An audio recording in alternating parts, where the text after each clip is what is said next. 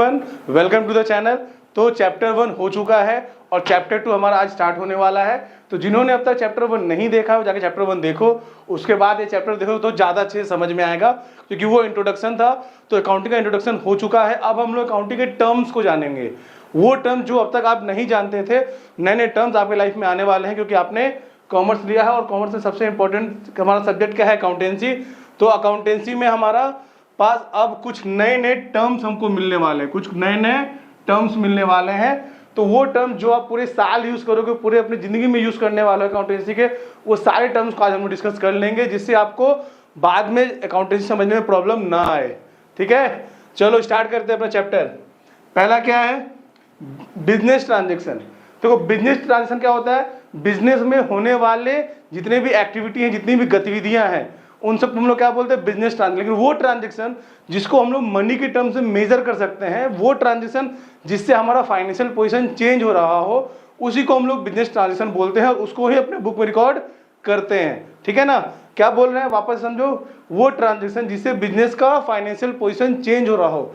Example ले लो, जैसे started business with cash, हमने बिजनेस स्टार्ट किया कुछ कैश लेकर। ठीक है, और एग्जाम्पल क्या हो सकता है, परचेज फर्नीचर, हमने फर्नीचर परचेज किया तो क्या हुआ, हमारे पास फर्नीचर आया, हमारे पास कैश गया, तो पोजीशन क्या हो रहा है, चेंज हो रहा है। और इसको हम लोग मनी के टर्म्स में मेजर कर पा रहे हैं, क्योंकि कितने का फर्नीचर परचेज किया वो हमको पता चल रहा है यहाँ पे। ठीक है, एक बार यहाँ पे देखते हैं। अब business transaction is an economic activity of the business that changes it's financial position. देखो इकोनॉमिक एक्टिविटी वो एक्टिविटी जो हम लोग मनी के लिए कर रहे हैं, वो एक्टिविटी और जिससे हमारा फाइनेंशियल पोजीशन क्या हो रहा है, चेंज हो रहा है। Whenever any business transaction takes place, it result in a change in the value of some the assets and liability और capital। अगर कोई भी बिजनेस ट्रांजेक्शन होता है तो उसका क्या रिजल्ट आता है, रिजल्ट ये होता है कि या तो हमारा एसेट्स का वैल्यू चेंज होता है, या लाइबिलिटीज का वैल्यू चेंज होता है, या कैपिटल का वैल्यू चेंज होता है। एसेट्स क्या हो गया, संपत्ति जो बिजनेस के नाम पे है। लाइबिलिटी का क्या हो गया, जो बिजनेस को किसी और को पे करना है। और कैपिटल क्या हो गया, जो उसके ओनर का पैसा। अगर इन तीनों के वैल्यूज में कुछ चीज चेंजेस होता है तो उसको हम लोग क्या बोलते हैं, बिजनेस ट्रांजेक्शन या फाइनेंशियल ट्रांजेक्शन भी उसको हम लोग बोलते हैं। ठीक है ना। अब आता है सेकेंड पॉइंट, इवेंट। इवेंट क्या है, देखो ट्रांजेक्शन का जो आउटकम होता है, जो आप ट्रांजेक्शन पूरे साल बिजनेस में जो एक्टिविटी कर रहे हो, उनका जो आउटकम होता है उसी को हम लोग बोलते हैं इवेंट। ठीक है ना। An event is the consequence और result of a transaction. Transaction के रिजल्ट को हम लोग क्या बोलते हैं, इवेंट। जैसे आपने बिजनेस कर रहे हैं, आप बिजनेस स्टार्ट किए, स्टार्टेड बिजनेस विद कैश, कुछ पैसा लाके बिजनेस स्टार्ट किए, फिर आप फर्नीचर खरीदे, फिर आप मशीनरी खरीदे, फिर गुड्स खरीदे, उस गुड्स को बेच रहे हो, पूरे साल कर रहे हो। तो eight the end of the year जो आपको प्रॉफिट या लॉस हुआ ना, वो क्या कहलाएगा, आपका इवेंट। ठीक है, पूरे साल जो बिजनेस किए उसमें आपको मुनाफा हुआ या नुकसान हुआ, वो क्या कहलाएगा, आपका इवेंट। फिर eight the end of the year जो स्टॉक बच गया आपका, वो स्टॉक जो बच गया, क्लोजिंग स्टॉक जिसको बोलते हैं, वो भी क्या हो जाएगा, आपका इवेंट। ठीक है, अब आते हैं हम लोग नेक्स्ट पॉइंट, वाउचर। क्या बोल रहा है, देखो a voucher is a document which provides the authorization to pay and on the basis of which the business transaction are first of all recorded in the books of account. देखो voucher क्या बोल रहा है, ये वो document होता है जो ऑथराइज करता है कि आपको पे करना है, and on the basis of which transactions first of all recorded in the books of account. मतलब उस वाउचर को देख के सबसे पहले हम अपने बिजनेस में उस ट्रांजेक्शन को रिकॉर्ड करते हैं। ठीक है, फिर a separate voucher is prepared for each transaction. हर एक ट्रांजेक्शन के लिए एक सेपरेट वाउचर प्रिपेयर्ड होता है। ठीक है, and it specifies the accounts to be debited और क्रेडिटेड। वो बताता है कि हमको उसको या तो डेबिट करना है या फिर उसको क्रेडिट करना है। अब डेबिट क्रेडिट क्या होता है ये भी समझेंगे थोड़ी देर में हम लोग। ठीक है, अभी क्या समझ में आया, वाउचर क्या होता है, एक सोर्स डॉक्यूमेंट होता है। सोर्स डॉक्यूमेंट जिसको देखकर सबसे पहले आप अपने बुक में ट्रांजेक्शन को रिकॉर्ड करते हैं। ठीक है, वाउचर क्या हो गया, वो सोर्स डॉक्यूमेंट जिसको देखकर आपको अपने बुक में ट्रांजेक्शन को रिकॉर्ड करना है। एग्जांपल जैसे हो गया purchase bill, sales bill, salary slip, rent bill, ये सभी चीजों को जो बिल होता है ना, उसको देख के ही अपने बुक में ट्रांजेक्शन को रिकॉर्ड करते हैं और उसी को क्या बोलते हैं, वाउचर। ठीक है, अब आते हैं हम लोग, नेक्स्ट पॉइंट है हमारा अकाउंट। देखो अकाउंट क्या हो गया, in actual practice the individual transaction of like nature are recorded, added and subtracted at one place. देखो सेम नेचर के ट्रांजेक्शन को हम लोग एक जगह लेकर आके उसको रिकॉर्ड करते हैं। ठीक है, an account is a record of all business transaction relating to particular person और आइटम, चाहे वो किसी पर्सन से रिलेटेड हो या किसी आइटम से रिलेटेड हो। In accounting we keep a separate record of each individual, हम लोग क्या करते हैं, हर एक का एक सेपरेट रिकॉर्ड करते हैं, चाहे वो इंडिविजुअल का हो, चाहे वो एसेट्स का हो, चाहे वो लायबिलिटी का हो, चाहे वो एक्सपेंस का हो, या फिर वो इनकम का हो। जितने भी तरह के नेचर, सेम नेचर के जो ट्रांजेक्शन होते हैं, सेम नेचर के जो आइटम होते हैं, उनको एक सेपरेट अकाउंट बना के उनको हम लोग रिकॉर्ड करते हैं, जिसको बोलते हैं अकाउंट। जहां पे उसको हम लोग ट्रांसफर करते हैं उसको क्या बोलते हैं, अकाउंट। जैसे परचेज के लिए अलग अकाउंट, सेल्स के लिए अलग अकाउंट, सैलरी के लिए अलग अकाउंट। मानो किसी से उधार सामान खरीद रहे हैं, उसका नाम है एक्स, तो एक्स के लिए अलग अकाउंट। किसी को सामान बेच रहे हैं, उसका नाम है वाई, तो वाई के लिए अलग अकाउंट। तो सबके लिए एक सेपरेट अकाउंट हम लोग बनाते हैं और उसको उसी को क्या बोलते हैं, अकाउंट। और इसका जो ये है उसको क्या बोलते हैं हम लोग, लेजर। अकाउंट जो बनाते हैं उसको क्या बोलते हैं हम लोग, लेजर, जहाँ पे सारे अकाउंट को बनाते हैं। जो बुक्स ऑफ अकाउंट होता है उसका नाम क्या होता है, लेजर, जहाँ पे सारे बुक्स ऑफ अकाउंट प्रिपेयर किए जाते हैं। ठीक है, अब आते हैं हम लोग कैपिटल। तो कैपिटल का मतलब क्या हो गया बताइए। कैपिटल का मतलब हो गया कि बिजनेस में जो आप अपना पैसा इन्वेस्ट कर रहे हो एज अ ओनर। ठीक है, मानो कि आप कोई बिजनेस स्टार्ट किए, तो स्टार्ट करते वक्त आपने जितना भी पैसा, जितना भी सामान, जितना का मतलब वैल्यू ऑफ जो goods, value of machinery, value of building, value of cash, मतलब जितने का आप सामान या कैश से बिजनेस स्टार्ट कर रहे हो उसी को बोलते हैं हम लोग capital.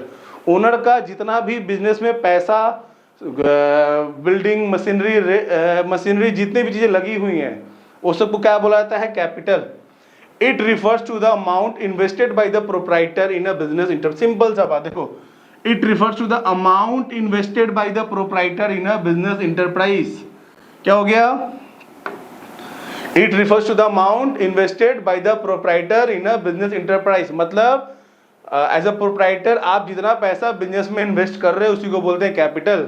Amount may be in the form of cash, वो कैश के फॉर्म में हो सकता है, वो गुड्स के फॉर्म में हो सकता है, या फिर वो एसेट्स के फॉर्म में भी हो सकता है। जरूरी नहीं हो सिर्फ कैश के फॉर्म में ही हो, वो गुड्स या एसेट्स के फॉर्म में भी हो सकता है। ठीक है, for the firm it is a liability towards the proprietor. और फर्म के लिए अगर फर्म पॉइंट ऑफ व्यू सोचे तो वो क्या होता है, फर्म की लायबिलिटी होता है। क्यों, क्योंकि हम लोग एक चीज सीखने वाले हैं जो हमारा 3rd चैप्टर है, जिसमें हमको बताया जाता है कि owner and business both are separate from each other. हमको बिजनेस पॉइंट ऑफ व्यू से ट्रांजेक्शन को रिकॉर्ड करना है, न कि ओनर पॉइंट ऑफ व्यू से। तो हमारा जो बिजनेस है और हमारे जो ओनर है दोनों क्या है, सेपरेट। हमको बिजनेस पॉइंट ऑफ व्यू से ट्रांजेक्शन को रिकॉर्ड करना है, न कि ओनर पॉइंट ऑफ व्यू से।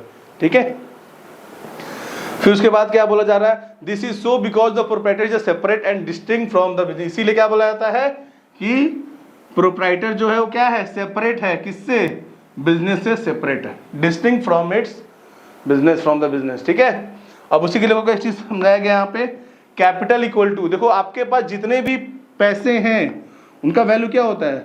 देखो अगर मानो कि आपने 100 रुपए से बिजनेस स्टार्ट किया, 100 रुपए से आपने बिजनेस स्टार्ट किया था, ठीक है, पर आपके पास 150 रुपए का एसेट है। मतलब क्या समझ में आ रहा है कि आपने 50 रुपए का एसेट उधार में खरीदे होंगे। ठीक है, तो अगर हम एसेट से लायबिलिटी का वैल्यू अगर लेस कर दे तो वैल्यू क्या निकलता है हमारा, कैपिटल का। ठीक है, जैसे मानो कि 150 का एसेट है आपके पास, 150 का सामान आपने खरीदा है, जिसमें 50 रुपए का सामान आपने उधार में खरीदा है। ठीक है, मतलब 100 रुपए क्या था, आपका खुद का पैसा था, इसीलिए उसको बोलते हैं capital is equal to assets minus liability. ठीक ना, अब आते हैं ड्राइंग।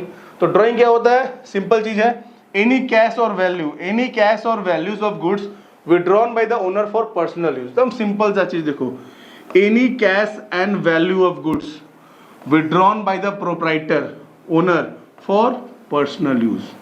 अगर कोई भी ओनर प्रोप्राइटर अपने पर्सनल काम के लिए, अपने प्राइवेट पर्पस के लिए अगर बिजनेस का गुड्स, कैश अगर यूज करता है तो उसको हम लोग अकाउंटिंग टर्म में क्या बोलते हैं, ड्राइंग। ठीक है, एनी कैश और value of goods withdrawn by the owner और फॉर पर्सनल यूज और any private payment made out of the business fund are called drawing. उसको हम लोग क्या बोलते हैं, ड्राइंग। ठीक है, next point, liability. It refers to the amount which the firm owes to outsider. क्या बोल रहा है, सिंपल सा है, लाइन देखो, समझो इसको क्या लिखा हुआ है, amount which the firm owes to outsider, जो आउटसाइडर को पैसे देने हैं, excepting the amount owed to proprietor, वो पैसा जो ओनर को छोड़ के जो पैसा है हमको जो दूसरों को देने हैं, बाहर वालों को देने हैं, उसको हम लोग क्या बोलते हैं, लायबिलिटीज। लायबिलिटीज आर डेब्ट, they are amount owed to creditors, ठीक है। लायबिलिटीज आर डेब्ट, लायबिलिटी क्या होता है, डेब्ट होता है, उधार होता है।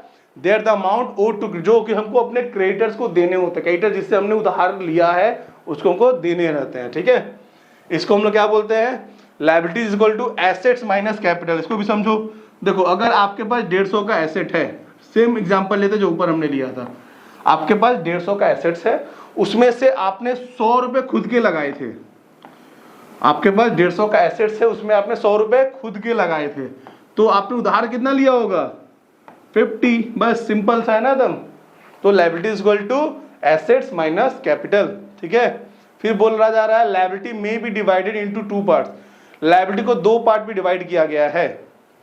फर्स्ट पार्ट क्या, internal liability, second external. Internal क्या हो गया, ओनर का पैसा, अगर बिजनेस के जो ओनर के पैसे होते हैं उसको हम लोग क्या बोलते हैं, इंटरनल लायबिलिटी। क्या हो गया इंटरनल लायबिलिटी, जो उसके ओनर का पैसा होता है उसको हम लोग क्या बोलते हैं, इंटरनल लायबिलिटी। और एक्सटर्नल क्या हो गया, जो हमने बाहर वालों से उधार पे लिया हुआ है वो हो गया हमारा एक्सटर्नल लायबिलिटी, ठीक है। देखो all amounts which a business entity has to pay to the proprietor और owner are internal liability. Simple सा भाषा में लिया हुआ है, all amounts which a business entity has to pay to the proprietor और ओनर आर इंटरनल लायबिलिटी। इसी को हम लोग क्या बोलते हैं, कैपिटल और एक्यूमुलेटेड प्रॉफिट। वो पैसा जो बिजनेस को अपने ओनर को देने होते हैं वो होता है उसका इंटरनल लायबिलिटी, सिंपल सा है एकदम। आता है एक्सटर्नल लायबिलिटी, एक्सटर्नल क्या होगा, outsider liability. All amounts which a business entity has to pay to outsiders, किसको पे करने हैं, आउटसाइडर्स को, ठीक है, are known as external liability, इसको हम लोग एक्सटर्नल लायबिलिटी बोलते हैं। सच एस वो कौन कौन होते हैं, पहला क्रेडिटर जिनसे आप उधार में सामान खरीदते हैं, बैंक ओवरड्राफ्ट अगर बैंक आपको ओवरड्राफ्ट फैसिलिटी दे रहा है, और बिल्स पेबल वो भी जिससे आपने उधार में सामान खरीदे हैं उसने आपके नाम पे बिल ड्रॉ किया है, वो भी समझेंगे आगे बिल्स पेबल, ठीक है। और कोई भी आउटस्टैंडिंग एक्सपेंस, आउटस्टैंडिंग एक्सपेंस मतलब क्या, कोई भी उधार जो आपने खर्च किया है बट उसके लिए पैसे पे नहीं किए हैं। और आपका हो गया लोन, अगर आपने किसी से लोन लिया है तो इस सारी चीजें क्या हो गई, एक्सटर्नल लायबिलिटी, ठीक है। अब उसे भी क्या बोल रहा है कि जो एक्सटर्नल लायबिलिटी है उसको भी हम लोग 2 पार्ट में डिवाइड करते हैं, इनटू 2 पार्ट्स, ठीक है। फर्स्ट क्या है, लॉन्ग टर्म और नॉन करेंट लायबिलिटी, सेकंड क्या है, करेंट लायबिलिटी। एकदम सिंपल सा है, अगर कोई लायबिलिटी को हमको पे करने का जो समय है वो 12 महीने से ज्यादा का है तो वो हो गया नॉन करेंट और नॉन करेंट लायबिलिटी। और ऐसा लायबिलिटी जिसको हमको विद इन 12 मंथ्स में ही पे कर देना है वो है मेरा करेंट लायबिलिटी, ठीक है। देखो this refers to those liability which fall due for payment in relatively long period, for example normally after और मोर देन 1 ईयर। सिंपल सा चीज है, 12 मंथ से 12 मंथ से अगर ज्यादा दिन बाद अगर वो पे करना है तो उसको बोलते हैं हम लोग लॉन्ग टर्म लायबिलिटी और नॉन करेंट लायबिलिटी, ठीक है। एग्जांपल में long term loan and debenture etcetera जो हमको 1 साल के बाद चुकाने हैं, ठीक है।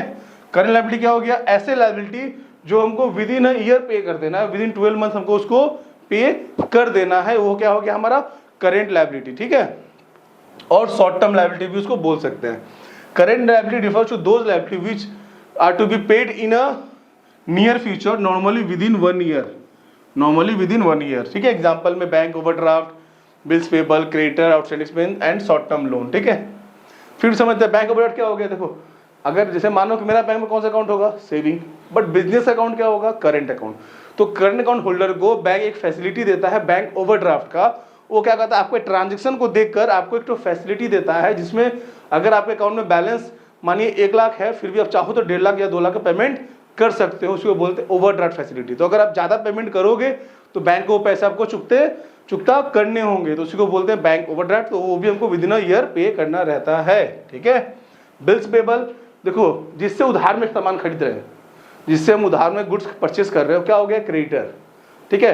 तो अगर वो क्रेडिटर मेरे नाम पे एक बिल ड्रॉ कर दिया कि उसमें लिखा हो कि आई हैव टू पे ₹10,000 टू वाई, ठीक है, ऑन उसमें कोई डेट डाल दी, इस डेट तक मेरे को उसको ये पैसे देने हैं, तो वो क्रेडिटर अब क्या बन जाएगा मेरे लिए बिल्स पेबल। अब उस बिल्स के बदले में हमको पैसा देने, अब वो मेरे लिए क्रेडिटर नहीं रहा, अब मेरे लिए क्या बन गया बिल्स पेबल, क्योंकि मेरे नाम पे उसने क्या किया एक बिल ड्रॉ किया है जिसपे मैंने अपना एक्सेप्टेंस दिया है उसको कि हाँ ऐसा मैं मान रहा हूं कि इस तारीख को मेरे को आपको पैसे देने हैं, ठीक है। आउटस्टैंडिंग एक्सपेंस मतलब क्या हो गया, जैसे कि आप कुछ खर्च कर रहे हो, आपने कुछ खर्च किया बट उसके लिए पेमेंट नहीं किया आपने। जैसे कि आपने किसी से काम करवाया, आपके एम्प्लॉय थे, आपने उनको पूरे महीने काम करवाया, उसके बाद बोला कि बाबू एक काम करो, इस महीने का पेमेंट अगले महीने लेना, तो क्या हो जाएगा, आउटस्टैंडिंग एक्सपेंस, मतलब एक्सपेंस जो था वो आउटस्टैंडिंग ड्यू रहेगा। तो एसेट्स क्या है, क्या लिखा हुआ, anything which is in the possession or in the property of a business enterprise including the amount due to it from others is called an asset. क्या बोल रहा है कि अगर कोई भी चीज आपके पास है, फिजिकली आपके पास है, और आपका वो क्या है, प्रॉपर्टी है उस बिजनेस का, ठीक है, including the amount due to it from others is called an assets. और क्या बोल रहा है कि अगर कोई अमाउंट भी अगर आपका किसी और के ऊपर ड्यू है, मतलब आपने किसी को उधार दिया है, तो भी क्या कहलाएगा आपका, वो एसेट्स। सिंपल भाषा में समझो, एसेट्स का मतलब क्या हो गया कि अगर आप बोल किसी कोई भी चीज जो आपके नाम पे है, जो आप बोल सकते हो ये मेरा है, ठीक है, वो आपका क्या है, एसेट्स, ठीक है। कोई भी सामान जिसको आपने खरीदा है, जिसको जो आपसे बिलोंग करता है, जिसको आप बोल सकते हो हाँ ये मेरा है, जिस पर आपका पूर्ण अधिकार है, वो आपका क्या होता है, एसेट्स। एसेट्स इंक्लूड वो भी चीज होता है जब आपने किसी को उधार में सामान बेचा है ना, वो भी आपका एसेट्स ही है, ठीक है। In other words, anything which will enable a business enterprise to get cash or a benefit in future is an asset. क्या बोल रहा है, anything which will enable a business enterprise to get cash or benefit in future is an assets. मतलब ऐसा कोई भी चीज जिससे फ्यूचर में आपको पैसा मिलने वाला है या कुछ बेनिफिट मिलने वाला है, वो क्या है, आपका एसेट्स है, ठीक है। Thus cash and bank balance, stock, furniture, machinery, land and building, bill receivable, money owing by debtor etc.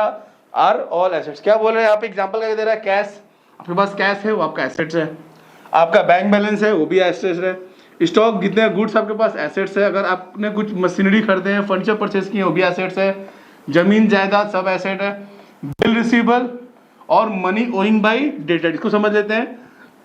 Debtor कौन होते हैं, जिनको आप उधार सामान बेच रहे हो, ठीक है। डेटर कौन हो गए, जिनको आपने उधार में गुड्स सेल किया, एसेट नहीं, गुड्स जो उसको आपने सेल किया, उसको क्या बोलते हैं, डेटर। लेकिन आपको लगता है कि नहीं ये आदमी जो है ये टाइम पे पैसा नहीं देता है, तो काम करते हैं इसके नाम पे एक बिल ड्रॉ करते हैं, जिसमें लिखवा लेंगे आई हैव टू पे ₹10,000 टू कुंदन सर, और उससे साइन करवा लेंगे, ठीक है। उसमें डेट मेंशन रहेगा, जिसमें क्या हो जाएगा कि उसको उस पर्टिकुलर डेट पे पैसे देने ही होंगे। समझ में आ रहा है, जिसको आप उधार में बेच रहे हो, आपको पता है कि आपको इन लोगों के साथ बिजनेस करना है, बट उसमें कुछ लोग ऐसे होते हैं ना जो पैसा देते तो हैं बट टाइम पे नहीं देते हैं। अगर टाइम पे नहीं देंगे पैसा तो आपको नुकसान होगा, आपका इंटरेस्ट लॉस होगा, तो आप क्या करोगे, उनके नाम पे बिल ड्रॉ करवा लोगे। क्यों, क्योंकि अगर किसी को उधार में गुड्स चाहिए ना, तो खरीदते वक्त तो सब कोई बोलता ही है ना कि हम टाइम पे दे देंगे, तो भैया टाइम पे दोगे तो साइन भी कर दो, ठीक है। तो डेटर क्या बन जाता है, बिल रिसीवेबल, उस बिल के बदले में पैसे आपको मिलेंगे, ठीक ना। अब आते हैं एसेट्स के बारे में, जानते हैं कि एसेट्स के कितने कैटेगरीज होती है। तो पहला है non current assets. Non current asset क्या हो गया, ऐसा एसेट जिसका बेनिफिट और जिसको आपने परचेज किया है लॉन्ग टर्म यूज के लिए, इसको आपने बेचने के लिए नहीं खरीदा है, आपने क्यों खरीदा है, for long purpose, long term use के लिए, ठीक है। Non current asset refer to those asset which are held for continued use in the business, को आपने खरीदा है बिजनेस में यूज करने के लिए, ठीक है, for the purpose of producing goods, और आपका पर्पस क्या है, गुड्स और सर्विस प्रोड्यूस करने का आपका पर्पस है, and not meant for sale, और इसको आपको बेचने का कोई भी इरादा नहीं है। सिंपल भाषा में समझो क्या बोला जा रहा है यहाँ पे। नॉन कैश क्या होता है, वो एसेट्स जिसको आपने परचेज किया है, लिया है, किस लिए, बिजनेस में यूज करने के लिए, ठीक है, और उसका पर्पस क्या है, उसका पर्पस है गुड्स प्रोड्यूस करना और सर्विस प्रोड्यूस करना, ठीक है, और जिसको आपको बेचने का इच्छा नहीं है, not meant for sale. Example क्या हो गया, लॉन्ग टर्म इन्वेस्टमेंट, अगर आपने लॉन्ग टर्म इन्वेस्टमेंट कहीं किया है, फिर fixed assets such as land and building, जमीन खरीदा है, मशीनरी परचेज किया है, कंप्यूटर, मोटर व्हीकल, फर्नीचर, ये सारी चीजें क्यों परचेस कर रहे हो आप, या तो आपको प्रोडक्शन करना है या आपको यूज करना है, इसको आपको बेचना नहीं है, ठीक है। इसके अंदर में दो चीजें आती हैं, टेंजिबल एसेट और इनटेंजिबल एसेट्स, ठीक है। Tangible assets are those assets which can be seen and touch. क्या होता है टेंजिबल, ऐसा एसेट जिसको आप देख सकते हो, छू सकते हो, ठीक है, which have a physical existence such as land. Simple समझो, टेंजिबल एसेट क्या होगा, वो एसेट जिसको आप लोग देख सकते हो, छू सकते हो, वो हो गया आपका टेंजिबल एसेट, जिसका अपना खुद का फिजिकल एग्जिस्टेंस है, ठीक है। एग्जांपल में वही land and building, machinery, computer, motor vehicle, furniture etcetera, ठीक ना। अब इनटेंजिबल में क्या बोला जा रहा है, are those assets which do not have a physical existence and thus can not be seen और felt. Example of such assets are goodwill, patent, copyright, trademark, computer software etcetera. देखो क्या बोला, ऐसा एसेट्स जिसको आप देख नहीं सकते हो, छू नहीं सकते, बट उससे आपको फायदा होता है, उससे आपको बेनिफिट होते हैं, वो होता है आपका इंटेंजिबल एसेट, जिसका अपना खुद का कोई भी फिजिकल एग्जिस्टेंस नहीं है। इस एग्जांपल से समझो और से समझ में आएगा। जैसे गुडविल, गुडविल क्या हो गया, good name and reputation of the organisation. अगर आपके ऑर्गेनाइजेशन का एक अच्छा नाम है, एक अच्छा गुडविल है, तो आपका सेल ज्यादा होगा। आप कहीं पे भी ब्रांच ओपन करोगे तो आपका सेल ज्यादा होगा। जैसे समझोगे डोमिनोज, डोमिनोज का सेल क्या है, ज्यादा है, पिज्जा बहुत ज्यादा वो सेल करते हैं, तो अगर डोमिनोज का कहीं पे भी ब्रांच खुलता है तो उसका सेल वहां पे वैसे ही अच्छा ही रहता है, क्योंकि उसको ऑलरेडी मार्केट में अच्छा वैल्यू है, ये गुड नेम है। ठीक है, copyright, trademark, computer software etcetera. ठीक है, ये सब चीजें क्या हो गई, कंप्यूटर सॉफ्टवेयर क्या हो गया, ऐसा चीज जो आप यूज कर रहे हो, सॉफ्टवेयर।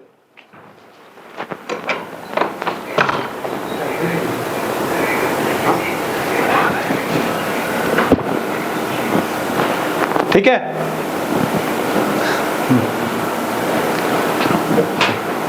उसके बाद फिर क्या आ रहा है, करेंट एसेट्स।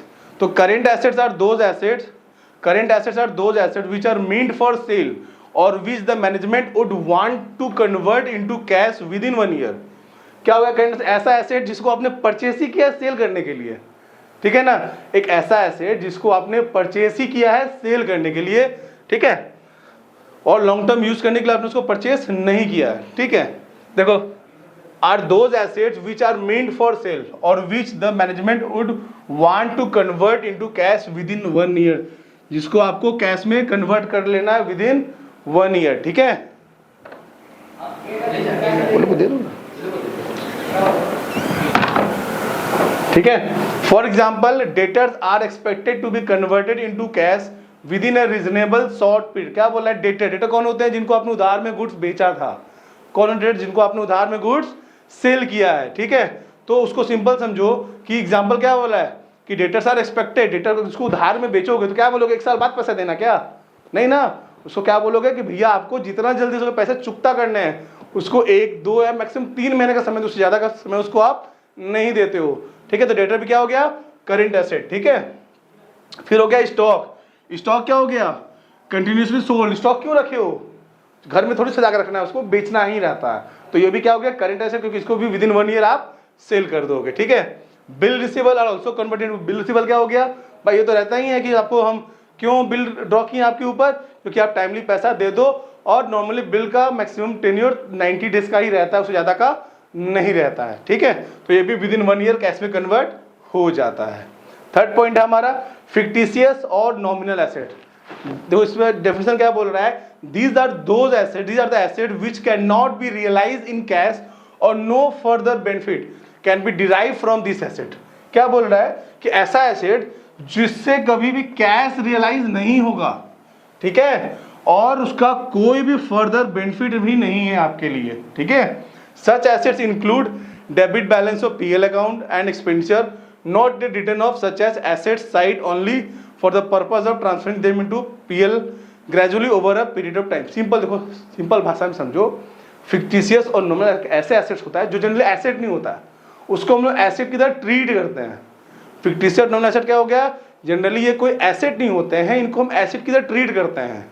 ठीक है, इसको हम लोग एसेट की तरह ट्रीट करते हैं, ये एसेट नहीं होता, क्योंकि इससे कोई भी फ्यूचर में बेनिफिट होने वाला नहीं है। हम लोग एसेट के बारे में क्या सीखे हैं, एसेट क्या होता है, जिससे फ्यूचर में कुछ मिले, विद इन 1 ईयर मिल गया तो करेंट एसेट, और with in more than 1 year, after 1 year अगर कैश में कन्वर्ट होगा तो नॉन करेंट एसेट। लेकिन फिक्टिशियस नॉमिनल एसेट से कभी भी कैश में कुछ पैसा आने वाला नहीं है, ये जस्ट एक अपना आइटम है जिसको हम लोग एसेट साइड में शो करते हैं, ये एसेट नहीं होते। एग्जाम्पल क्या हो गया, profit and loss, debit balance. Debit balance मतलब क्या होता है, लॉस। जो क्रेडिट बैलेंस होते हैं वो प्रॉफिट कैपिटल में ऐड होते हैं, और जो डेबिट बैलेंस होते हैं वो माइनस होते हैं, तो इसीलिए इसको हम एसेट साइड में भी शो कर सकते हैं। इसको अपने कैपिटल से माइनस भी कर सकते हैं, और हम लोग इसको डेबिट साइड भी शो कर सकते हैं, एसेट साइड भी शो कर सकते हैं। ठीक है, अब आते हैं receipt, capital receipt and revenue receipt. देखिए रिसिप्ट 2 तरह के हो सकते हैं। अगर आप बिजनेस कर रहे हो तो आपके पास 2 तरह से पैसे आएंगे, एक वो पैसे जो कैपिटल रिसिप्ट होंगे, मतलब जो रिकरिंग नेचर के नहीं होंगे, ठीक है, और वो जो रिकरिंग नेचर के दो तरह के होते हैं। तो क्या लिखा, it is also necessary to make a proper distinction between capital receipt and revenue receipt because the revenue receipt are shown on the credit side of trading PL and capital receipt are shown in the balance sheet either as increase in liability or as reduction in the value of assets. क्या बोला जा रहा है, क्या होता है capital receipt? Amount receive from sale of fixed assets और investment. देखो ऐसा रिसिप्ट जो बार बार नहीं होगा, कैपिटल रिसिप्ट क्या होता है? ऐसा रिसिप्ट जो बार बार नहीं होता, जो बहुत कम टाइम, मतलब एक ही बार हो सकता है। कैपिटल रिसिप्ट क्या हो गया? जो ऐसा एसेट, ऐसा रिसिप्ट जो आपको बार बार नहीं होगा, जो आपको लाइफ में एक ही बार होगा। एक एसेट को आप कितने बार बेच सकते हो? तो एक एसेट को आप लाइफ में सिर्फ एक बार बेच सकते हो। दूसरे एसेट को बेच सकते हो, बट उस पर्टिकुलर एसेट को आप एक बार ही बेचोगे। तो एसेट बेच के जो पैसे आ रहे हैं वो क्या कहलाएंगे यहाँ पे? Capital receipt. ठीक है, एसेट बेच के जो पैसे हैं तो क्या बोलोगे आप लोग? Capital receipt. और जो डे टू डे जो बिजनेस कर रहे हो, जो गुड्स सेल कर रहे हो जो गुड्स सेल कर रहे हो वो क्या कहलाएंगे? आपके रेवेन्यू रिसिप्ट। ठीक है, जो रेगुलर आपको रिसिप्ट हो रहा है, गुड्स और सर्विस बेच के जो पैसा आ रहा है उसको क्या बोलोगे? Revenue receipt.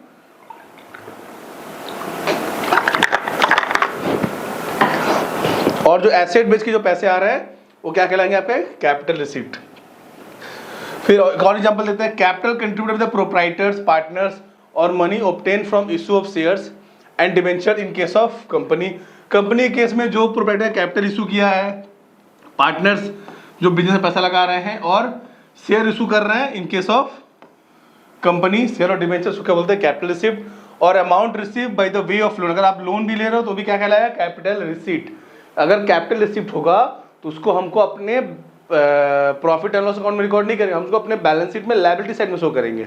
ठीक है, और अगर रेवेन्यू रिसिप्ट होगा तो उसको हम अपने trading and profit and loss account में रिकॉर्ड करेंगे। ठीक है, क्या बोला revenue receipt? Money obtain from sale of good, good बेच जो पैसा आ रहा है।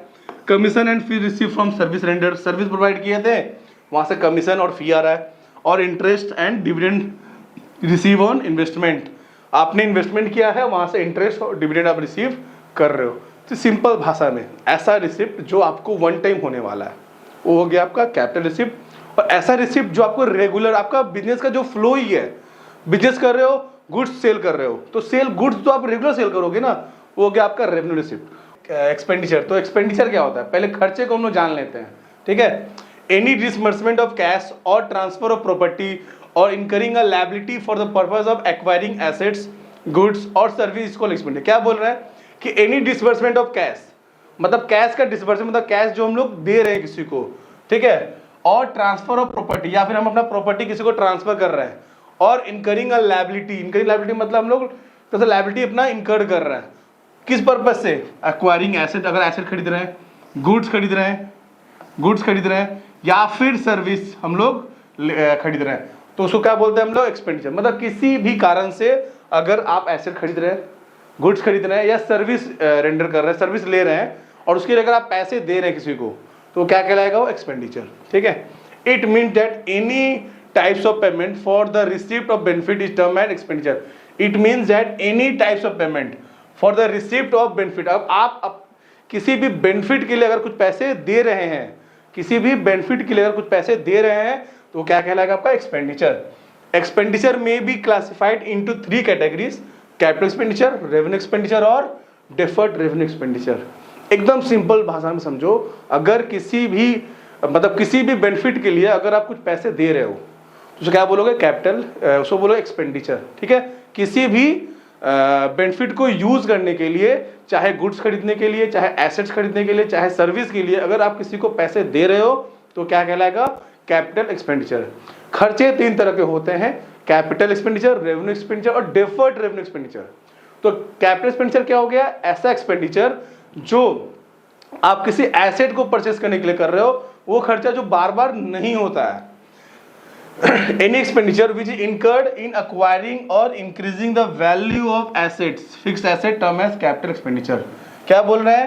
Any expenditure which is incurred in acquiring, acquiring मतलब परचेस, और increasing the value of fixed asset, आपने fixed assets को बढ़ाने के लिए जो हम खर्चे कर रहे हैं उसको क्या बोलते हैं? Capital expenditure. ठीक है, as such the amount spent on the purchase of erection of building, plant, furniture etcetera. और भी क्या बोल रहा है कि वो सारे खर्चे जो हम उस एसेट्स को इंस्टॉल करने में भी कर रहे हैं ना, वो भी क्या कहलाएंगे, कैपिटल एक्सपेंडिचर ही कहलाएंगे। ठीक है, capital expenditure such expenditure yields benefit over a long period and hence retain in assets. और इनका बेनिफिट कितना रहता है, लॉन्ग पीरियड के लिए रहता है। ठीक है, तो इसको अच्छे से समझो, कोई भी ऐसा खर्चा जो आप अपने एसेट्स के वैल्यू को बढ़ाने के लिए कर रहे हो, वो क्या कहलाएगा, कैपिटल एक्सपेंडिचर। और उस एसेट को खरीदते वक्त अगर कोई भी खर्च आप कर रहे हो, उस एसेट को खरीदते वक्त मतलब eight a time of purchase आप जितने भी खर्चे कर रहे हो, लाइक इंस्टॉलेशन दे रहे हो, खर्चा कर रहे हो, ब्रोकरेज दे रहे हो, लेबर चार्जेस दे रहे हो, वो सारे भी उस एसेट्स में ही इंक्लूड होते हैं। ठीक है, तो सो बोलेंगे कैपिटल एक्सपेंडिचर। ठीक है, अब आते हैं revenue.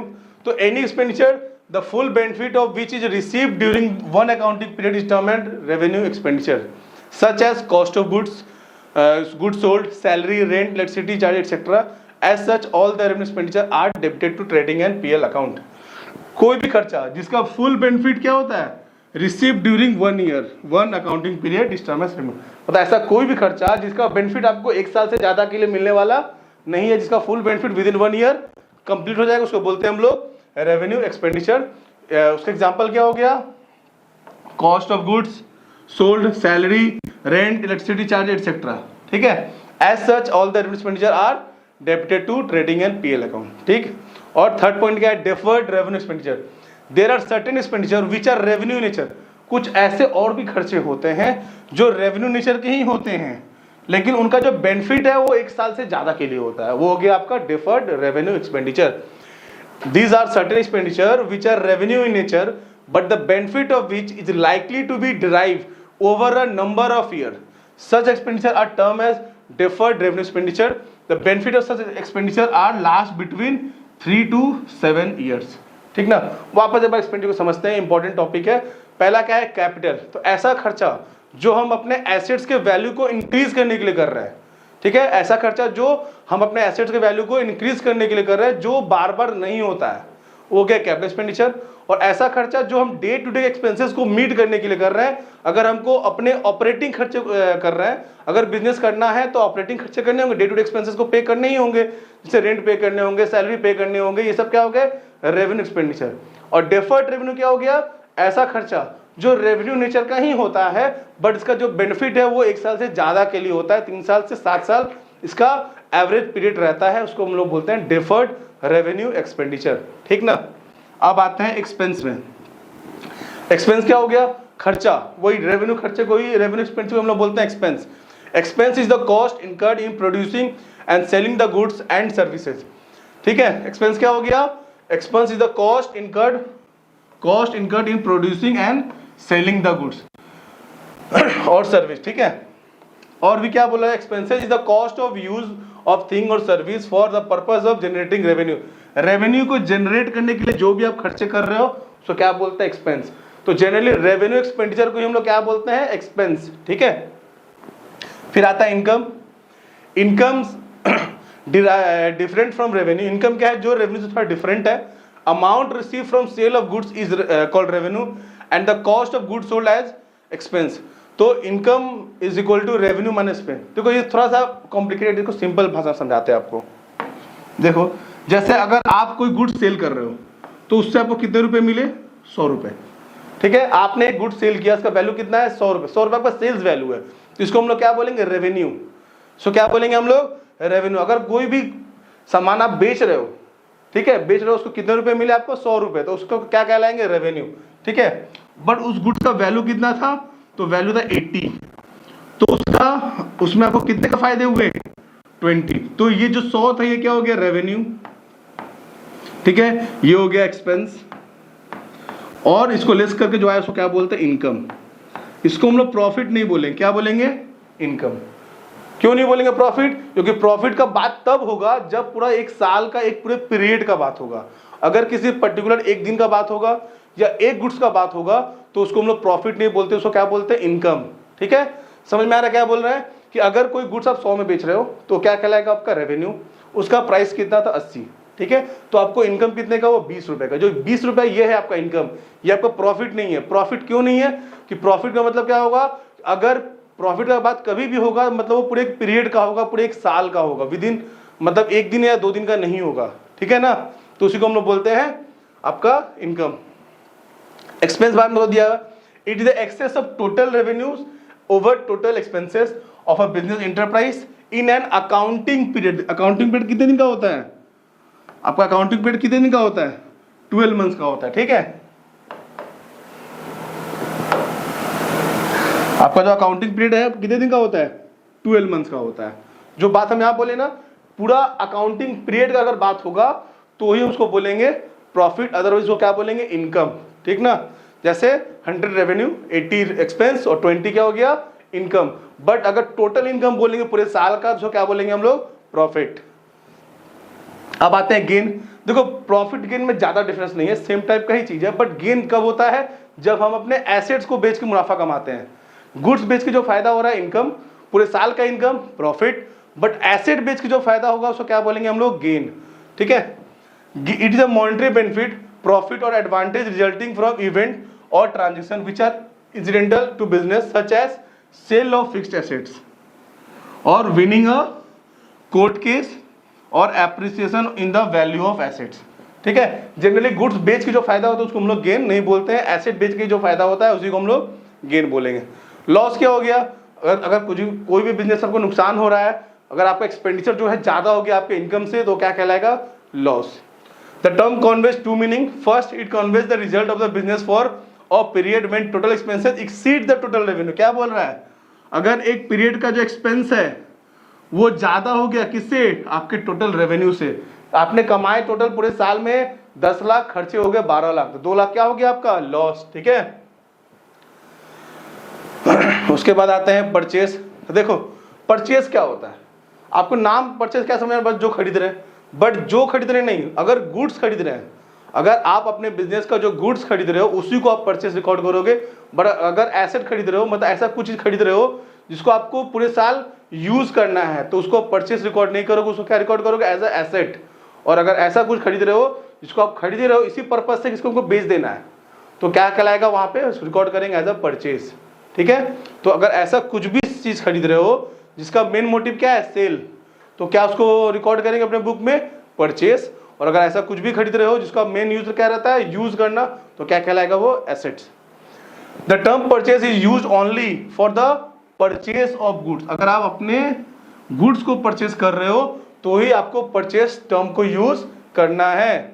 In which the business deal in case of manufacturing concern goods means acquiring of raw material for the purpose of conversion into finished product and then sell। उसमें और भी चीज क्या बोला? अगर आप रॉ मटेरियल भी खरीद रहे हो जिसको आप प्रोसेस करके फिनिश गुड्स बना रहे हो तो भी आपका परचेस में उसको रिकॉर्ड करेंगे, ठीक है। परचेस रिटर्न क्या हो गया? अगर उसी गुड्स को आप रिटर्न कर रहे हो वापस सप्लायर को तो परचेस रिटर्न हो गया, ठीक है। अब आते हैं सेल्स। तो वैसे सेम चीज, अगर आप गुड्स को बेच रहे हो, एसेट नहीं बेच रहे हो, क्या बेच रहे हो? गुड्स बेच रहे हो, तो ही ऑप्शन रिकॉर्ड क्या करेंगे? एज अ सेल, ठीक है। Sales mean transfer of ownership of goods और service to customer for a price, ठीक है। क्या बोल रहे हैं? ओनरशिप क्या ट्रांसफर कर रहे हैं? ओनरशिप ऑफ गुड्स और सर्विस, एसेट नहीं। हम अपने गुड्स और सर्विस का जो ओनरशिप जो ट्रांसफर कर रहे हैं अपने कस्टमर को, उसी को क्या बोलते हैं हम लोग? सेल्स। और सेल रिटर्न क्या हो गया? अगर वही गुड्स मेरे पास वापस आ गया किसी कारण से तो हो जाएगा वो सेल रिटर्न, ठीक है। अब आता है नेक्स्ट पॉइंट, क्या है? स्टॉक और स्टॉक इन ट्रेड। स्टॉक क्या होता है? The term stock include the value of those goods which are purchased for selling and which are lying unsold at the end of accounting period, ठीक है। क्या बोल रहा है कि स्टॉक क्या हो गया? Value of goods, value of those goods which are purchased, ठीक है, for which lying unsold at the end of accounting period. ये कुछ शायद गलत टाइप हो गया, इसको हटा देते हैं, ठीक है। जिसको आपने खरीदा था बेचने के लिए, लेकिन अभी तक वो आपके पास बचा हुआ है, तो क्या कहलाएगा? वो आपका स्टॉक, ठीक है। स्टॉक जनरली 2 टाइप का होता है, opening stock and closing stock. अगर साल के स्टार्टिंग का बात होगा, साल के बिगिनिंग का बात होगा, उसको क्या बोलते हैं? Opening stock. और अगर साल के एंड का बात होगा तो क्या कहलाएगा? वो क्लोजिंग स्टॉक, ठीक है। समझ में आ गया स्टॉक क्या होता है? देखो बोल भी रहा है, the term opening stock means the value of goods lying unsold at the beginning of the accounting period. अगर बिगिनिंग है तो वो ओपनिंग स्टॉक कहलाएगा, ठीक है। बिगिनिंग है तो ये आपका ओपनिंग स्टॉक कहलाएगा। और अगर एंड में हो जाएगा तो क्या कहलाएगा वो क्लोजिंग स्टॉक, ठीक है, lying unsold at the end of the accounting period, ठीक ना। अब आते हैं इन्वेंट्री। देखो स्टॉक और इन्वेंट्री में थोड़ा सा डिफरेंस, ज्यादा डिफरेंस नहीं है।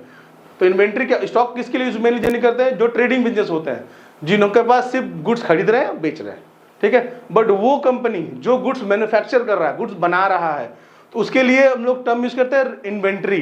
तो इन्वेंट्री 3 टाइप का होता है, inventory in raw material, inventory in work in progress और इन्वेंट्री इन फिनिश गुड्स। कैसे हो गया, अगर आप रॉ मटेरियल खरीद रहे हो, मतलब आप जो ऐसा कुछ खरीद रहे हो जिसको प्रोसेस करके फिनिश गुड्स बना रहे हो फिर बेच रहे हो, तो जो रॉ मटेरियल खरीदो क्या हो गया, इन्वेंट्री इन रॉ मटेरियल। और जब तक वो गुड्स प्रोसेसिंग में है, मतलब जब वो फिनिश गुड्स बनने के कगार पे है, बन रहा होता है, उस वक्त को क्या बोलते हैं, inventory in work in progress.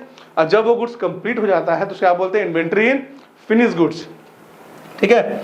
Inventory of raw material, inventory of work in progress और इन्वेंट्री ऑफ फिनिश गुड्स, ठीक है। और अगर वही कंपनी कुछ गुड्स खरीद भी रहा है बेचने के लिए डायरेक्टली, तो उसको क्या बोलेंगे, inventory of stock in trade, ठीक है। अब आते हैं नेक्स्ट पॉइंट, ट्रेड रिसीवेबल। नाम क्या है, रिसीवेबल। रिसीवेबल मतलब क्या होगा, जहां से पैसा आपको मिलने वाला है। तो बिजनेस पर्पज से अगर कहीं से भी पैसा मिलने वाला है तो उसको बोलते हैं हम लोग trade receivable. Trade receivable refers to the amount receivable on account of sale of goods और service rendered by the company in the normal course of business. क्या बोला जा रहा है यहाँ पे, क्या होता है ट्रेड रिसीवेबल्स, आपका ट्रेड रिसीवेबल ये बोल रहा है कि अमाउंट रिसीवेबल, अमाउंट रिसीव नहीं, अमाउंट रिसीवेबल मतलब मिलने वाला है फ्यूचर में, on account of sale of goods और सर्विस। गुड्स और सर्विस को बेचे हो आप, सेल किए हो, उस कारण से जो फ्यूचर में पैसा मिलेगा उसको हम लोग क्या बोलते हैं, ट्रेड रिसीवेबल, ठीक है। और उसमें 2 तरह के ट्रेड रिसीवेबल होते हैं, एक होते हैं डेटर और एक होते हैं बिल्स रिसीवेबल। तो डेटर कौन हो गया, हमने बताया था पहले ही, जिन कस्टमर को आप गुड्स उधार में बेच रहे हो, क्रेडिट में सेल कर रहे हो, वो कौन हो जाएंगे, आपके डेटर, ठीक है। और अगर उन्हीं डेटर के ऊपर आप बिल ड्रॉ कर ले रहे हो, उन्हीं डेटर के ऊपर अगर आप बिल ड्रॉ कर दिए तो डेटर क्या बन जाते हैं, बिल रिसीवेबल, ठीक है। The term debtor represented those person or firm to whom goods have been sold और सर्विस रेंडर्ड ऑन क्रेडिट, जिसको आपने क्रेडिट में गुड्स पेमेंट सेल किया है, ठीक है। और बिल रिसीवेबल क्या हो गया, अ bill of exchange becomes bill receivable for the person who draw it and get it back after it's acceptance from the ड्रॉई। Thus bill receivable is an accounting term for bill of exchange drawn on debtor, जिसको हम लोग किस ऊपर draw करते हैं, debtor के ऊपर draw करते हैं, and receive by way of endorsement, ठीक है। The amount specified in such a bill is receivable at a future date. और अमाउंट जो रिसीव होता है वो कब होता है, इस बिल से फ्यूचर डेट में, ठीक है। सिंपल समझो, इतना कॉम्प्लिकेटेड नहीं समझना है। अगर हम अपने डेटर के ऊपर, ये बिल जो रिसीवेबल है ना, सिर्फ डेटर के ऊपर ही ड्रॉ कर सकते हैं। तो अगर हम अपने डेटर के ऊपर एक बिल ड्रॉ कर रहे हैं और उसका एक्सेप्टेंस ले रहे हैं, तो डेटर अब क्या बन जाता है, बिल रिसीवेबल, जिसको देके फ्यूचर में उनको पैसे मिलेंगे, ठीक ना। सेम ट्रेड पेबल हो गया। अगर आपको नॉर्मल बिजनेस में अगर आपको पैसे किसी को देने हैं, आपने किसी उधार में सामान खरीदा है, तो क्या कहलाता है, trade payables. Trade payable is the amount payable on account of goods purchase और service taken in the normal course of business. क्या हो गया, ट्रेड पेबल्स क्या हो गया, अमाउंट पेबल मतलब अमाउंट जो आपको फ्यूचर में पे करने हैं on account of goods purchase और service taken in the normal course of business, ठीक ना। आपको 2 तरीके से पेमेंट करने हैं। पहला क्या हो गया, क्रेडिटर और बिल्स पेबल। क्रेडिटर कौन हो गया, वो लोग हो गए जिनसे आपने उधार में गुड्स परचेस किए हैं, ठीक है। जैसे आप किसी को उधार में बेच रहे थे ना, तो आपके लिए डेटर था वो, लेकिन अगर आप किसी से उधार में खरीद रहे हो तो आप उसके लिए क्या हो, मतलब वो आपके लिए क्या है, क्रेडिटर, आप उसके लिए डेटर हो, बट वो आपके लिए क्या कहलाएगा, डेटर। तो आप अपने बुक में क्या रिकॉर्ड करोगे, उनको क्रेडिटर, ठीक है। और अगर वो क्रेडिटर आपके नाम पे बिल ड्रॉ कर दे और आप उस पर एक्सेप्टेंस दे दी कि हाँ ठीक है, तो क्या बन जाएगा, वो आपके लिए बिल्स पेबल, मतलब फ्यूचर में उस बिल को देखकर आपको पैसे देने हैं, ठीक ना। Next point, goods. तो गुड्स क्या हो गया, जिसको आपने परचेस किया है सेल करने के लिए। गुड्स क्या हो गया, जिसको आपने परचेस किया है फॉर रीसेल पर्पस, तो हो गया आपका goods. Goods include all those thing which are purchase for resale or which are use for producing the finish product which are also mean to be sold. मतलब ऐसा कुछ भी सामान खरीद रहे हो जिसका मेन मोटिव क्या है, सेल, ठीक है, या फिर उसको फिनिश प्रोडक्ट बना के भी फिर भी क्या करना है, उसको सोल्ड, तो क्या कहलाएगा वो आपका गुड्स। ठीक है, कॉस्ट क्या हो गया, cost can be term as the amount of resources given up in exchange for some goods और सर्विस। कॉस्ट क्या हो गया, अगर आप कुछ भी गुड्स और सर्विस यूज कर रहे हो और उसके लिए जो आपने पैसे खर्च किए हैं वो क्या कहलाएगा आपके लिए कॉस्ट। अगर आप कोई गुड्स प्रोड्यूस कर रहे हो या कुछ सर्विस दे रहे हो किसी को और उसमें जो आपका खर्चा आ रहा है तो क्या कहलाएगा आपका कॉस्ट। ठीक है, फिर आता है नेक्स्ट वाउचर। तो वाउचर क्या हो गया, सोर्स डॉक्यूमेंट, इसको मैंने हमारा पहले आया था ना वाउचर,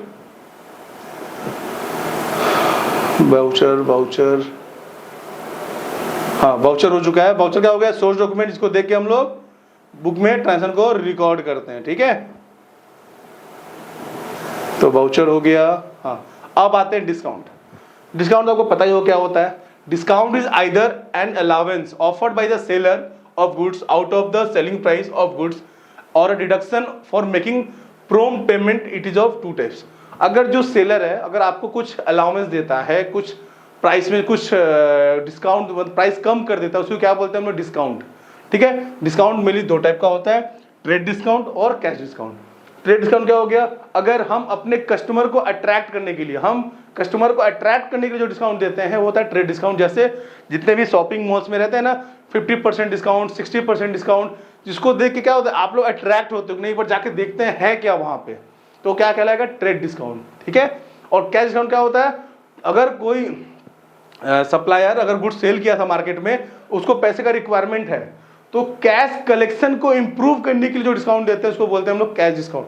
जैसे अगर आपको उदाहरण सामान बेचे थे हम, तो मेरा आपसे ये बात हुआ था कि एक महीने में पैसा आप मेरे को दे दोगे। ठीक है, लेकिन अगर मेरे को पैसे का जल्दी रिक्वायरमेंट है, अगर हम आपको ऑफर दिए कि अगर विद इन 15 डेज आप पैसे दे दोगे तो आपको 2% का एक्स्ट्रा डिस्काउंट मिलेगा, तो उस डिस्काउंट को क्या बोलते हैं, कैश डिस्काउंट। ठीक है, वापस एक बार समझते हैं। ट्रेड डिस्काउंट किस में बोलते हैं, अगर हम कस्टमर को अट्रैक्ट करने के लिए जो डिस्काउंट देते हैं उसको बोलते हैं ट्रेड डिस्काउंट, और इसका अपने बुक में कोई एंट्री नहीं होता है। ठीक है, अगर हम कोई डिस्काउंट दिए हैं 50% ऑफ, उसका प्राइस था 2000, तो हम अपने बुक में उसको 1000 से ही रिकॉर्ड करेंगे। ट्रेड डिस्काउंट को कहीं पे भी कुछ मेंशन नहीं करेंगे, बस अमाउंट कम कर देंगे। ठीक है, बट कैश डिस्काउंट का क्या होता है, इसको हम अपने बुक में रिकॉर्ड करते हैं, और इसको क्यों देते हैं, टू इम्प्रूव आवर कलेक्शन, अपने कलेक्शन को इम्प्रूव करने के लिए जो डिस्काउंट देते हैं उसको बोलते हैं कैश डिस्काउंट। रिबेट क्या हो गया, देखो रिबेट भी एक तरह का डिस्काउंट टाइप का ही वर्ड हो गया, लेकिन रिबेट जनरली कब देते हैं, जब हम किसी को जो गुड्स सप्लाई किए हैं ना, उसमें कुछ डिफेक्टिव निकल गया, कुछ पुअर क्वालिटी गुड्स हम आपको दे दिए हैं और आपसे मेरा एडजस्टमेंट हो रहा है, आप बोले कि ये इसमें प्रॉब्लम था, ऐसा था वैसा था, उसमें क्या करेंगे, हम आपको एक रिबेट देंगे, चलिए काम कीजिए सर, आप थोड़ा सा पैसा कम दे दीजिए, तो उसको क्या बोलते हैं, रिबेट। ठीक है, it is a reduction of the value of goods sold allowed by the seller after the goods have been sold, मतलब गुड्स बेचने के बाद हम अगर उसके वैल्यू में कुछ वैल्यू प्राइस कम कर देते हैं, उसको क्या बोलते हैं हम लोग, rebate. It is allowed by the seller for the reason other than for which trade discount and cash discount. Trade discount और कैश डिस्काउंट के अलावा जो डिस्काउंट देते हैं वो ये बोले जो अगर हम गुड्स दिए उसमें कुछ प्रॉब्लम आ गया और उस कारण से जो डिस्काउंट दिए उसको हम लोग बोलते हैं rebate. Goods and service tax क्या हो गया, all indirect tax like excise duty, sales tax, VAT, service tax etc. have been merged into a single tax known as GST, goods and service tax। मतलब जितने भी indirect tax हैं उन सबको मर्ज करके एक नया टैक्स बनाया गया, इसका नाम है GST। GST is paid at a time of purchase and GST is collected at a time of sale. मतलब जब भी हम गुड्स खरीदेंगे तो GST पे करना होगा और जब गुड्स सेल करेंगे तो GST कलेक्ट करेंगे। ठीक ना। अदर इंपॉर्टेंट अकाउंटिंग टर्म्स, मतलब बहुत चीज़ को कवर कर लिया हमने, अब कुछ और भी जो अकाउंट टर्म्स है अदर अकाउंट उनको समझते हैं। पहला क्या है, एंट्री। ठीक है, व्हेन अ ट्रांजैक्शन और event is recorded in the books of account it is called entry. क्या बोल रहा है, जब कोई ट्रांजैक्शन हमारे बुक में रिकॉर्ड हो जाता है तो उसका नाम क्या बन जाता है, वो एंट्री हो जाता है। Transaction become entry when he recorded in our books. ठीक है, फिर है बैड डेट। देखो आप उदाहरण सामान बेच रहे हो तो आपको एक रिस्क रहेगा ना कि हो सकता है कुछ लोग ऐसे होंगे जो आपको पैसा न दें। ठीक है, और आप उनसे पैसा रिकवर भी नहीं कर पा रहे हो, अब समझ चुके हो कि वहां से पैसे मिलने वाले नहीं है, तो आपको अपने बुक में बैड डेट का एंट्री पास करना होगा, उस डेटर को अपने बुक से क्लोज करना होगा। It is the amount that the become irrecoverable from debtor. ये वो अमाउंट होता है जो इरिकवरेबल होता है आपके डेटर से। It is a business loss and is debited to PL, और ये बिजनेस का लॉस होता है और इसको हम लोग डेबिट करते हैं अपने प्रॉफिट एंड लॉस अकाउंट में एज एन एक्सपेंस। ठीक है, फिर होता है इंसॉल्वेंट। इंसॉल्वेंट का मतलब क्या हो गया कि आपका जो डेप्ट है और आपका जो एसेट है, मतलब आपके पास जितना संपत्ति है उससे ज्यादा आपको उधार हो गया, लायबिलिटी हो गया, तो आप क्या हो चुके हो, इंसॉल्वेंट। देखो, अ पर्सन और an enterprise which is not in a position to pay its डेब्ट इज कॉल्ड इंसॉल्वेंट। अगर आप उस पोजिशन में नहीं हो कि आप अपने उधार को चुकता कर सको तो आप क्या हो चुके हो, इंसॉल्वेंट। ठीक है, आप अगर उस परिस्थिति में पहुंच गए हो जहां पे आपका संपत्ति और आप सब चीजों को बेच के भी आप अपने उधार को चुकता नहीं कर सकते हो, तो आप क्या हो चुके हो, इंसॉल्वेंट। ठीक है, और सॉल्वेंट क्या हो गया, सेम चीज। अगर कोई व्यक्ति अपने डेब्ट को पे करने के योग्य है, उसके पास इतना पैसा है, इतना संपत्ति है कि वो अपने उधार को चुकता कर सकता है, तो क्या है, सॉल्वेंट। अगर कोई व्यक्ति अपने उधार को चुकता नहीं कर सकता है, नहीं पे कर सकता है, तो उसको क्या बोलेंगे, इंसॉल्वेंट। ठीक ना। अब आता है next point, stores. The term store is used to denote materials held by any one enterprise for the purpose of consumption in the business and not for resale. तो क्या बोल रहा है, the term stores is used to denote material held by any one enterprise for the purpose of consumption in the business and not for resale. मतलब ये भी एक तरह का गुड्स टाइप का ही होता है, बट इसको आप रखते हो कि फ्यूचर में यूज करने के लिए, अपने बिजनेस में यूज करने के लिए, बट ये कोई एसेट नहीं होता है, छोटा मोटा गुड्स होता है जिसको आप रखे हो किस लिए, बिजनेस में कंजम्पशन करने के लिए। ठीक है, फिर आ गया रेवेन्यू। रेवेन्यू मतलब जो आपका टोटल इनकम, टोटल जो पैसा रिसीव हो रहा है, ठीक है, वो गया आपका revenue. Revenue is accounting means the income of a recurring और रेगुलर नेचर, ठीक है, फ्रॉम एनी सोर्स। ठीक है, वो गया आपका रेवेन्यू। किसी भी सोर्स से अगर आपको पैसा रेगुलर आ रहा है उसको हम लोग क्या बोलेंगे, revenue. It consist of the amount receive from the sale of goods and service. और इसका एक और एग्जाम क्या हो गया, मेन क्या होता है, अगर आप गुड्स बेच रहे हो, सर्विस बेच रहे हो, उससे जो पैसा आ रहा है वो क्या हो गया, रेवेन्यू। रेवेन्यू फॉर ऑप्शन क्या हो गया, सेम चीज वैसा ही हो गया। It is the revenue earn by enterprise from its operating activity. आप अपने ऑपरेटिंग एक्टिविटी से जो पैसा रिसीव कर रहे हो वो होता है आपका रेवेन्यू फ्रॉम ऑपरेशन। इसको दूसरी भाषा में सेल भी बोलते हैं। ठीक ना।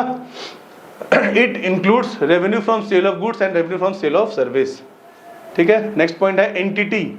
एंटिटी क्या हो गया, देखो आपको और आपके बिजनेस को क्या बोलते हैं, दोनों सेपरेट। तो बिजनेस को हम एक अलग एंटिटी मान के रिकॉर्ड करते हैं अपने बिजनेस ट्रांजैक्शन में। ठीक है, तो एंटिटी क्या हो गया, बिजनेस से जो अलग हो गया होगा एंटिटी। एनी एंटिटी और business entity means an economic unit which is form for earning income by providing service और सेलिंग गुड्स।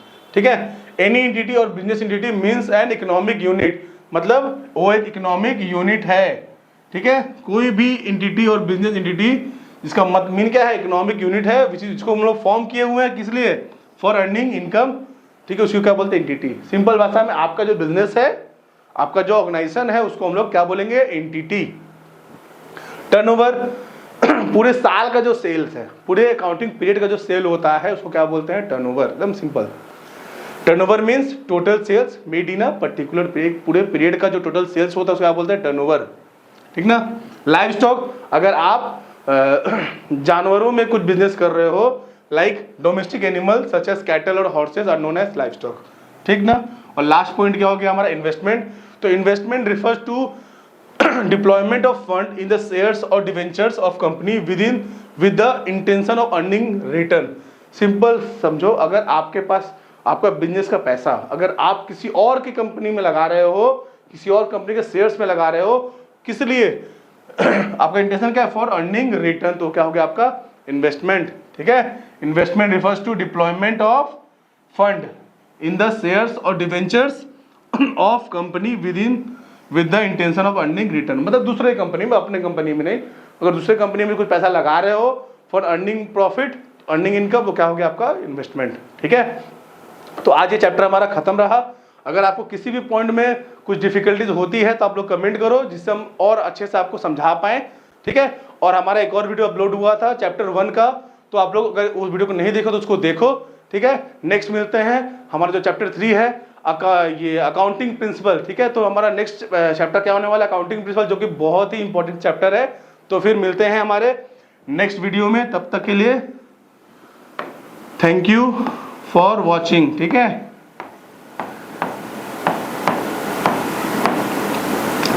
थ्योरी के बाद प्रैक्टिकल भी स्टार्ट होगा।